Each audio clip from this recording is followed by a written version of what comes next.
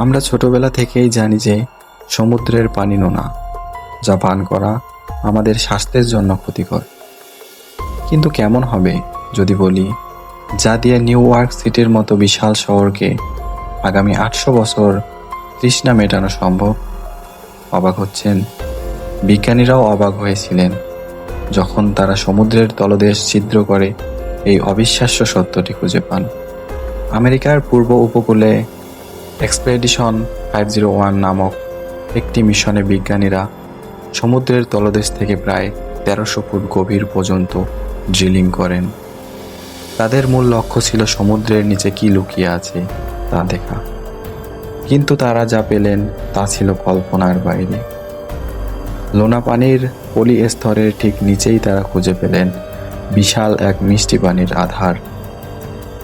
এটি গত 20,000 বছর ধরে কাদা এবং পলিমাটির এক অভেদ্য পর্দার নিচে ঢাকা ছিল, যার কারণে সমুদ্রের নোনা পানির এই মিষ্টি পানির সাথে মিশতে পারেনি।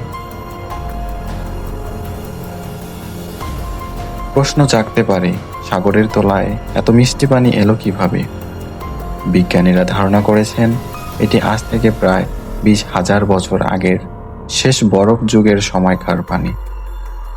সেই সময় বিশাল বিশাল হিমবাহ বা আইস শিট ফেটে গলে যাচ্ছিল। তখন সেই পানি মাটির গভীর স্তরে চুইয়ে গিয়ে জমা হয়েছিল। সমুদ্রের উচ্চতা বাড়ার সাথে সাথে এই মিষ্টি পানির ভাণ্ডারটি তলদেশে আটকা পড়ে যায়। প্রকৃতির এক অদ্ভুত খেয়ালে সেখানে আজও অক্ষত আছে। বিজ্ঞানীরা পরীক্ষা করে দেখেছেন উপকূলের যত কাছে যাওয়া যায় এই পানি ততই সুস্বাদু এবং পরিষ্কার হয়।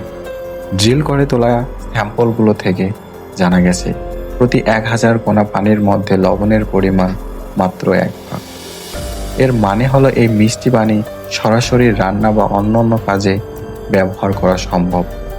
তবে উপকূল থেকে বেশি দূরে গেলে এটি কিছুটা নোনা হয়ে যায়। বর্তমান বিশ্বে যখন মিষ্টি পানির সংকট ভয়াবহ আকার ধারণ করেছে, যখন নদী এবং হ্রদগুলো শুকিয়ে যাচ্ছে, তখন এই আবিষ্কার মানবজাতির জন্য এক বড় আশার আলো। বিজ্ঞানীরা মনে করেছেন শুধু আটলান্টিক নয়, অস্ট্রেলিয়া বা দক্ষিণ আফ্রিকার উপকূলেও এমন আরও মিষ্টি পানির আধার লুকিয়ে থাকতে পারে। এটি ভবিষ্যতের জন্য বড় বড় উপকূলীয় শহরগুলোর জন্য একটি শক্তিশালী ব্যাকআপ পানির উৎস হতে পারে। পৃথিবীর বুক থেকে মিষ্টি পানি হারিয়ে যাওয়ার এই আশঙ্কার মাঝে প্রকৃতির এই গোপন ভাণ্ডার আমাদের নতুন করে স্বপ্ন দেখাচ্ছে।